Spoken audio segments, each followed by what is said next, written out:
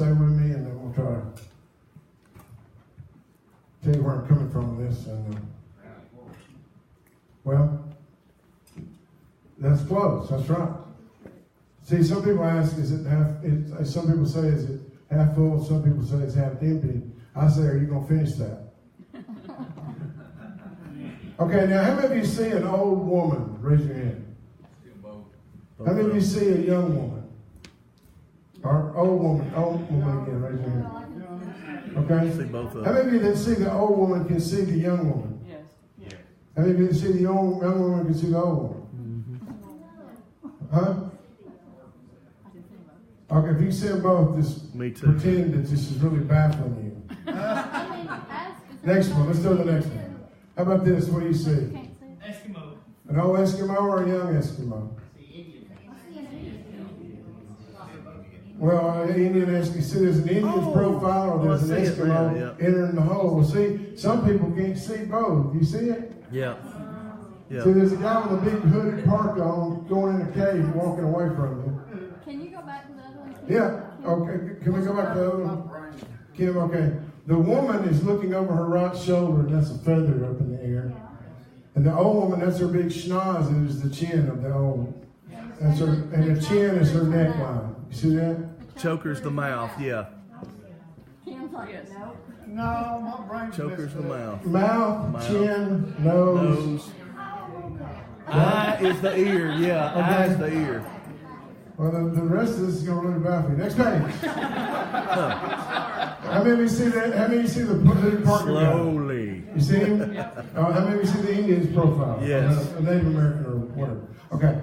Well, how many of you can see a number there? I cannot.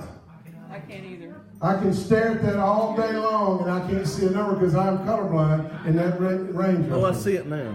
Yeah. I can guess at it. What, see, do you see it? Okay, see, isn't that weird? Look at the red if you can see red. I can't, what's, Right. You can't see yeah, red. cars, gray, yeah, I mean, What is the number? what is the number? 29. I still can't see. You tell me what it is and I can't find it.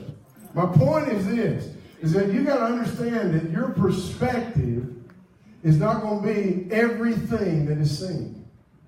You know a lot, but you don't know everything. All right. There are things that you can stare at that somebody else can see as clear as day and you can't get it. And that doesn't mean you're dumb or they're dumb or you're deficient or they're deficient. It's just the way God made this thing up. Next page. Let me show you a couple more. How about this one? Can you do that? No. I'll tell you what it is. It's an airplane. This is true.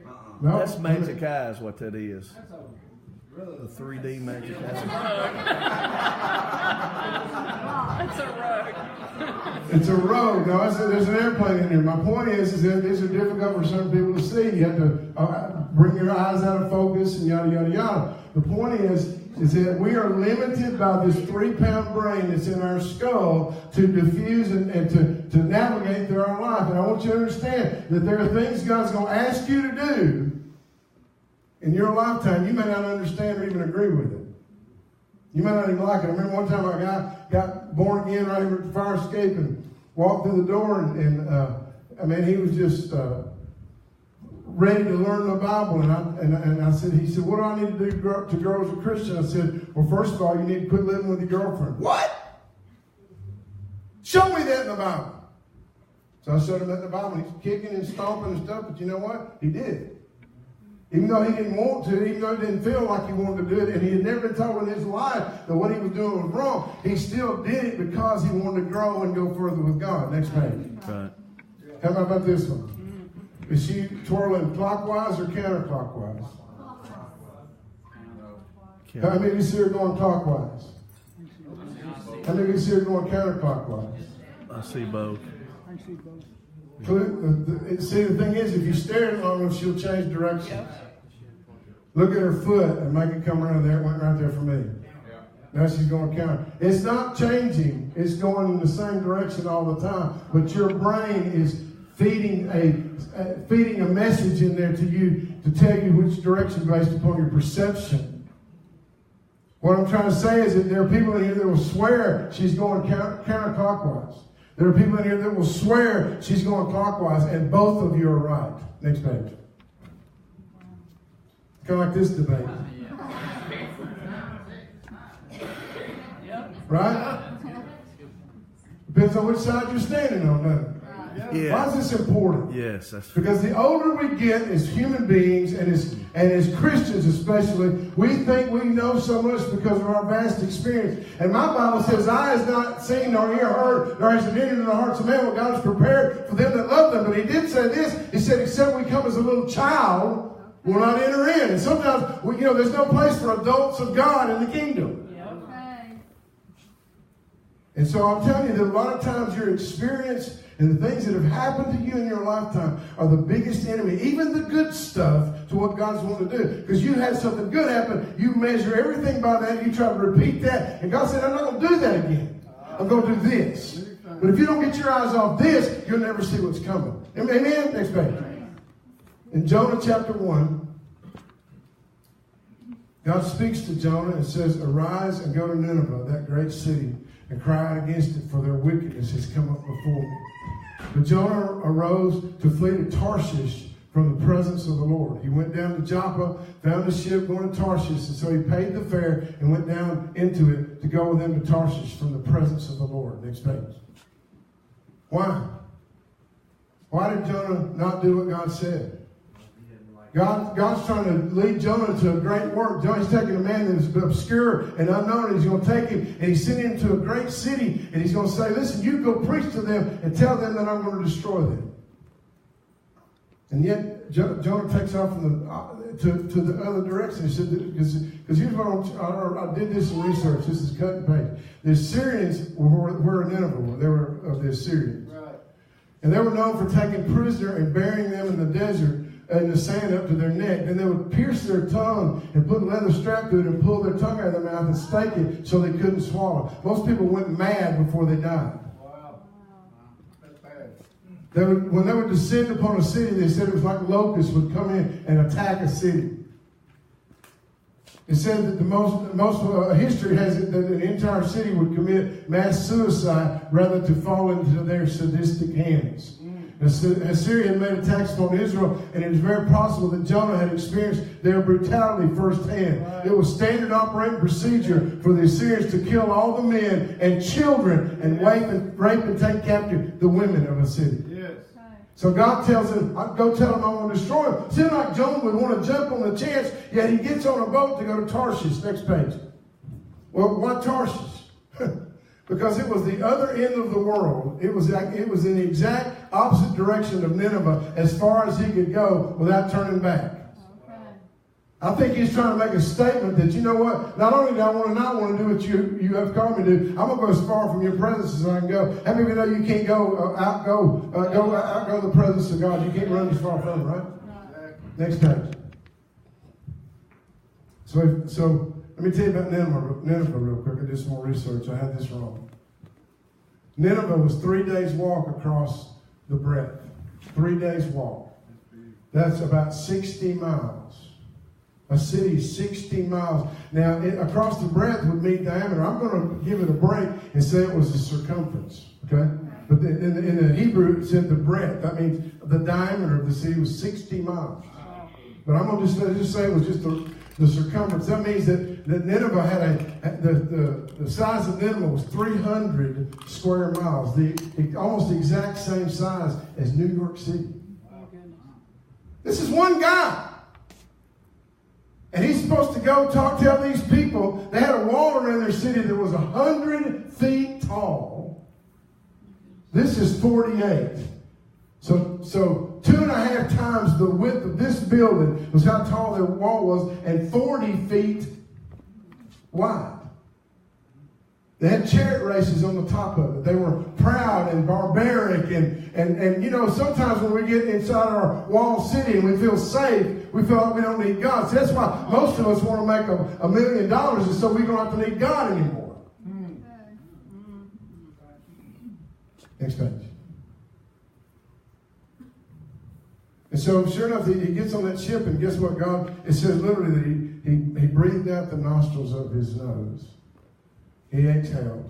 and blew up a storm. He's pretty powerful. Don't get him sneezing. And the storm attacked the boat, and they start throwing everything overboard, and they're thinking, they start praying to their gods, you know, and everything, and nothing's happening. And they said, somebody's responsible for this. Right. So they cast lots, and the lot fell on Jonah. Yep. And they said to him, what shall we do to you that the sea may be calm for us?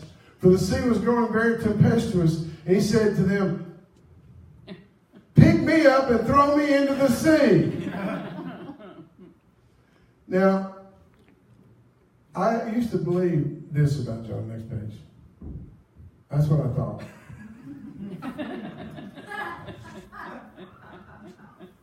You throw me in the water, Lieutenant Dan. The storm will stop.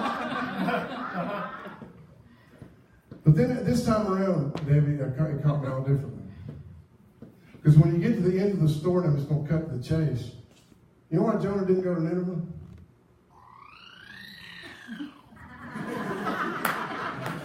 He was an alien. No. You know why he didn't go to Nineveh? Because he knew God. Yeah. Yeah. Come on, Pastor. And here's Jonah in the midst of his rebellion. But he also knows that he's the cause of this. And he has so much compassion for these guys on this boat. He said, I'm not going to let them die. I know it's my problem. Throw me in the water. Wow. He wasn't stupid. He had the heart after God. You know why he didn't go to Nineveh? Because he knew God. He knew he was merciful. And he hated the Assyrians. I don't know what they've done to him, but it must have been bad. Yep. Amen. And I'm telling you, there are people in this room that something bad is happening in your life, and you just can't let go of it. And it, whether you know it or not, it taints and colors every decision you make. It taints and colors every place where God's asking you to obey or to do things, because you measure everything by that. Next page. Well, you know what I found out? It's impossible to be mad at God and not believe in Him at the same time.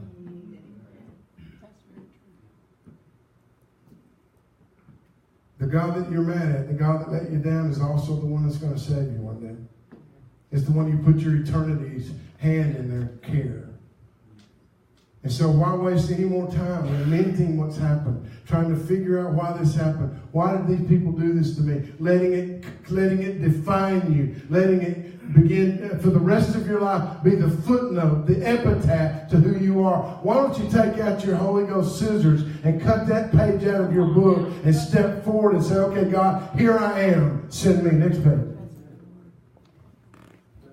See, now the word of the Lord came to Jonah the second time. See, in chapter 2, what happened was God had prepared big fish for Jonah. Now, I don't want to go into the debate of this. I know that Jesus said that no sign will be given this generation but the sign of Jonah, because Jonah literally, I believe, went into the belly of that fish and died and was resurrected, because Jesus compared what Jonah did to what he was going to do. Okay? It says that I cried out from the bowels of hell for you to help me. My point is that sometimes when you get in the belly of the fish, your priorities change. Yeah. Sometimes you get in the belly of the fish, you go, you know what? That wasn't so bad a thing he asked me to do. I don't know why. You know what, God? I've rethought this and I've thought it over, and I think you got a pretty good plan there. Because all he did for that whole chapter was tell God how good he was and how smart he was. And I'm thinking, yeah. Because let me tell you something. If you don't move the way God wants you to, there's so many fish out there that'll swallow you up. It's like I said. When I looked at that picture and I saw Taylor again this morning, it made me realize we're all walking in a spider web tightrope of life. Come on now. And if you don't know Him now, it's so hard when you get there. Amen. And it said that the fish swam up to the shore and vomited Jonah out on the shore. And after hearing the word the second time, the next thing we read is, so Jonah arose and went to Nineveh. I bet he didn't even turn his head toward, Tarshish. No, this is what I'm right here. Well, he'd been in the belly of his body had been in the belly of the fish for 3 days where all that stomach juice and stuff. He said it probably just bleached him completely white. Next page, kind of like this. You know, I mean, if that stepped off the shore and said that, I think it'd get my attention. I don't know. Yes.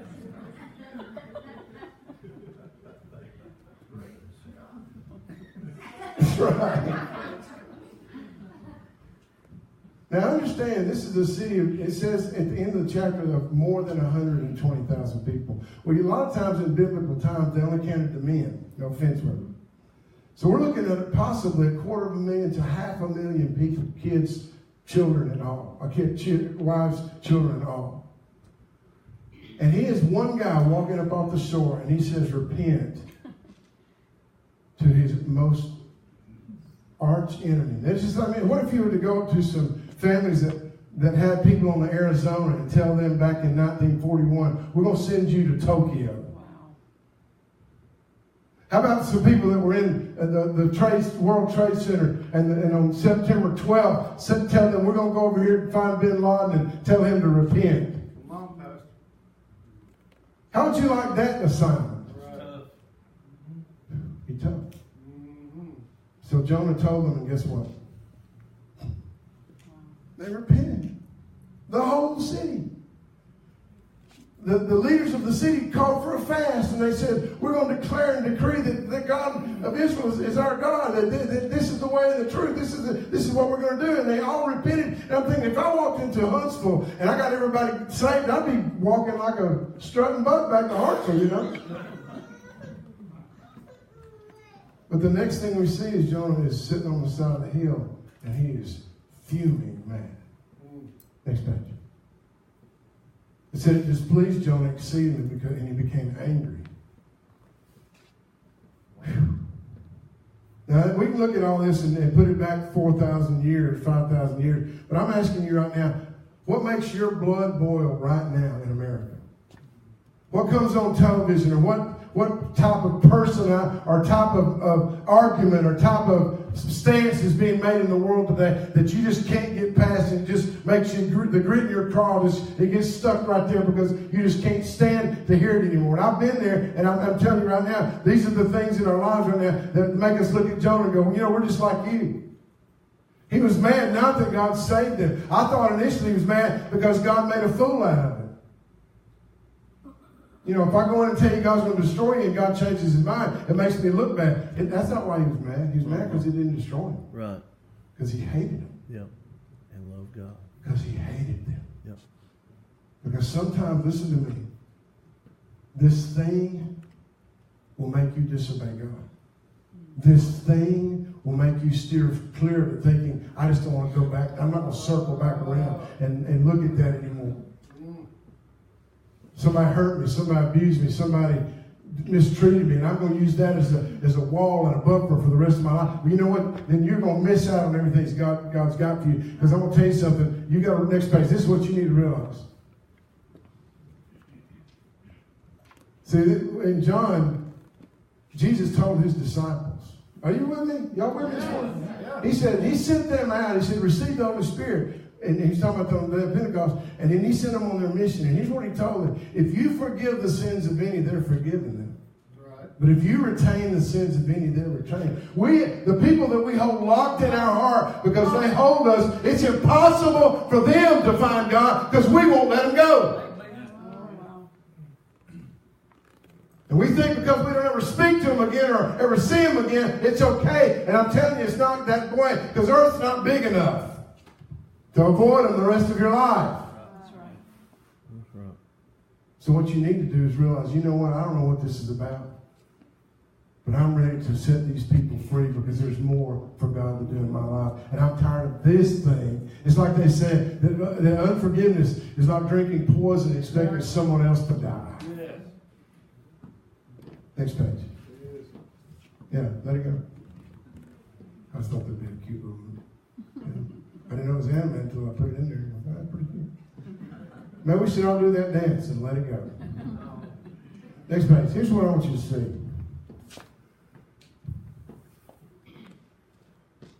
All you see, like those first examples, is what's above the water. Right. You don't know what's going on. No, that's right. You don't know what God's got cooked up. You don't know what this is connected to that, which is connected to that. But the more you resist Him and the more you don't do what He's telling you to do, the more you don't open yourself up and let the poison that's in your heart drain out so that you can finally be alive and passionate and have the joy of the Lord that will sustain you all the days of your life. You got to realize this is about more than just me. Yes. Yes. They hurt me. Well, get in line. Jesus would clap His hands, but they're nailed to a tree.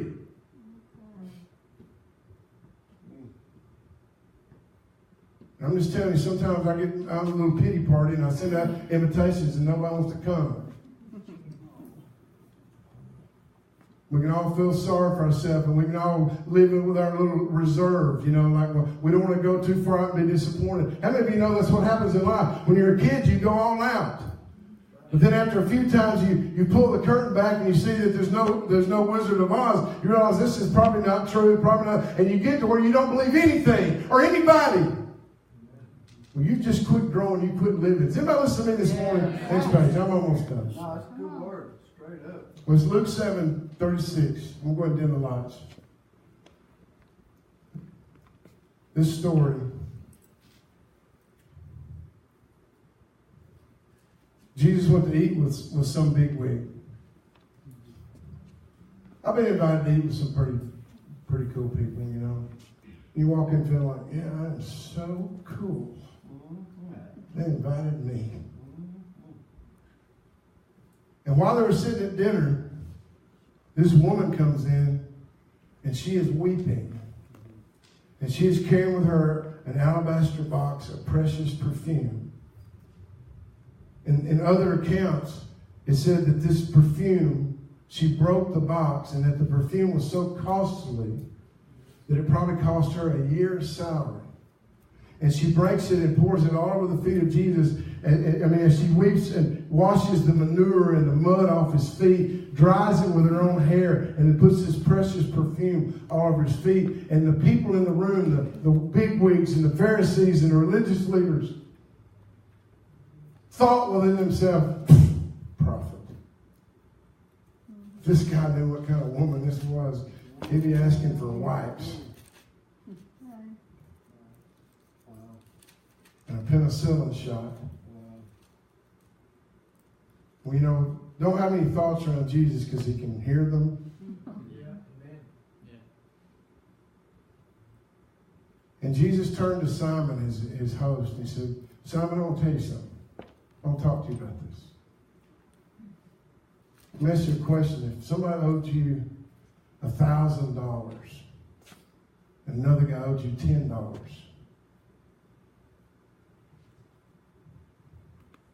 and you both forgave both debts on the same day, He said, which one of them is going to love you the most?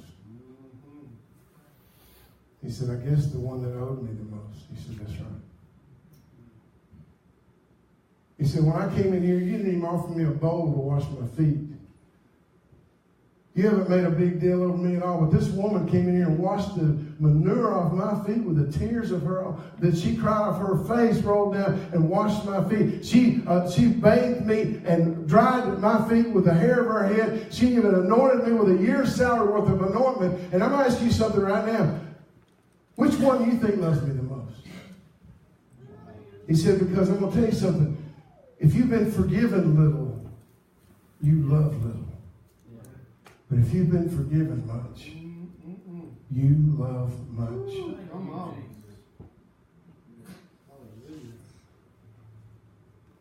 I want you to watch this video with me, and then we'll talk to you about it.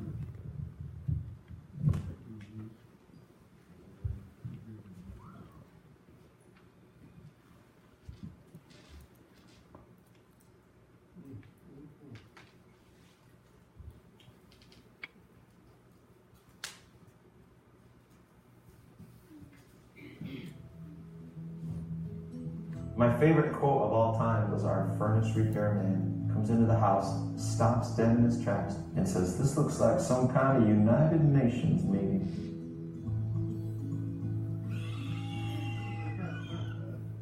I was born in Vancouver. Connecticut. I was born in Romania. Ethiopia, which is in Africa. And China.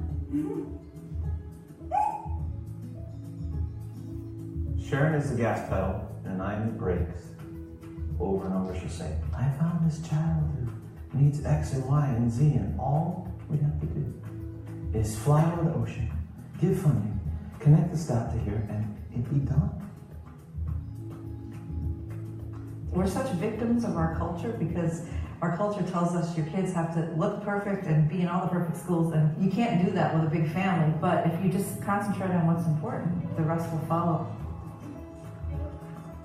People discouraged us. They thought we were going to ruin our lives by taking all these special kids, and they said, you don't know what to do. And it's true that we had no experience and we didn't really know how to raise them, but you see what happens with unconditional love. You give a person unconditional love and they blossom.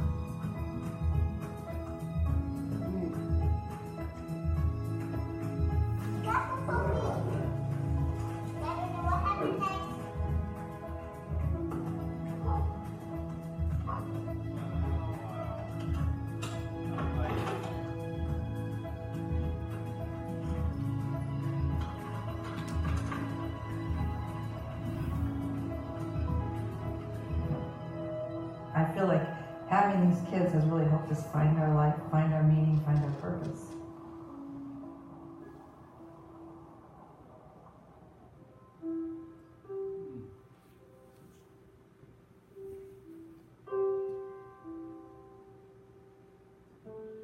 It took me decades to figure this out, but there's no physical thing that you can buy that's actually going to give you true peace and happiness.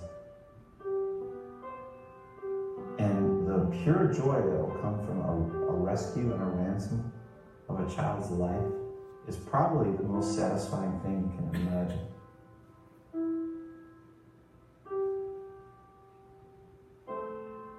We talk about adoption.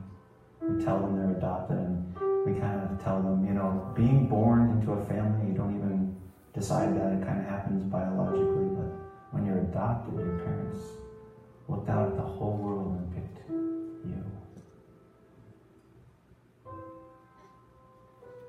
You think that they don't really know the gravity of them being rescued or saved? Then you'll see them in an external setting, like one of them is in front of 300 people last Friday night, and he tells people that he probably wouldn't be alive if he hadn't been adopted by his parents. Those are like the goosebump moments when you go, he's getting it.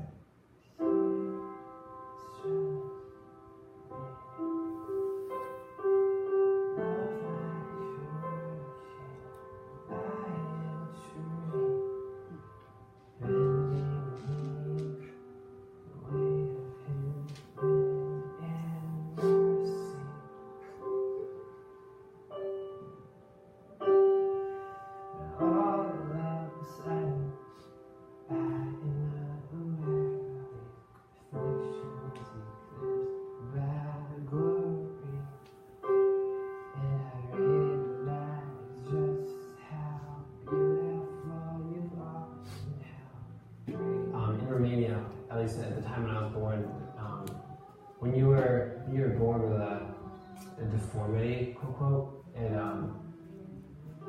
it was considered a curse by God.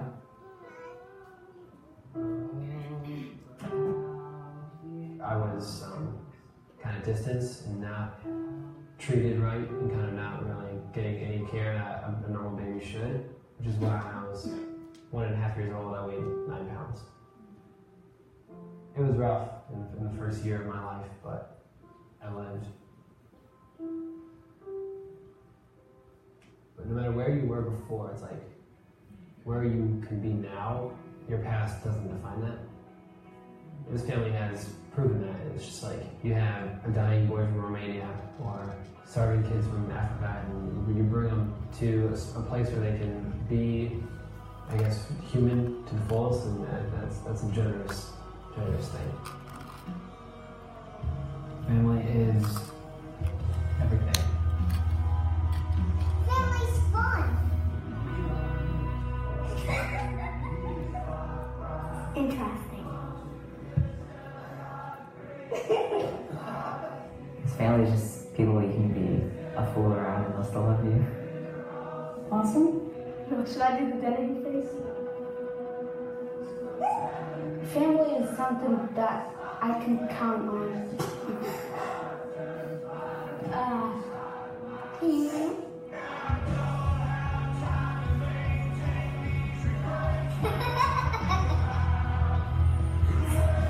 Family is adoption.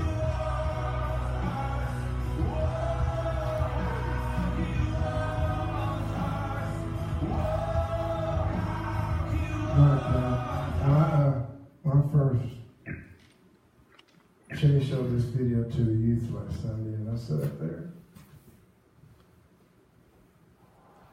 And I thought, here's a guy who was born without arms.